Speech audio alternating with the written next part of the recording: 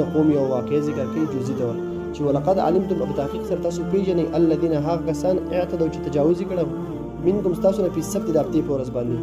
ورته داوود علیه السلام په زمانه کې چې کوم بني اسرائیل نو هغه ته دا حکم وو د هفتې ورځ چې و د دې لپاره معظمه او د عبادت لپاره خاص و او د هغې په هغه ورځ باندې چې و د مهي ښکار چې و هغه د دې لپاره جایز نه و نو دوی په دې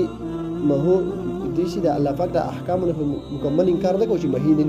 نیول به خو لیکن دوی به پکې هیلې کولې د هفتې په ورځ به د جالونه وغورځول او چې د اتوار په ورځ به بیا راغلل نو هغه چې دی نو هغه جالونه یا وغیره څه د په وخت مطابق چې څه د اتوار په ورځ به بیا هغه مهي راواغېستل او د هفتې په ورځ به دا مهي سیوا هم نو دوی به دا د الله پاک د احکام دغ کړه نو چې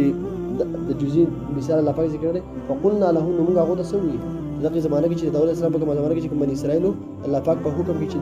کوم هیلې لټولې او د هفتې په ورځ چې دې ښکار به یې نه کوو خو لیکن د هفتې په ورځ به هغه تدبیرونه خپل وکړل اتوار په ورځ یې فقلنا لهم هغو بني اسرائیل کونو قردة خاسئین تاسو شئ شادوګان خاسئین او هغه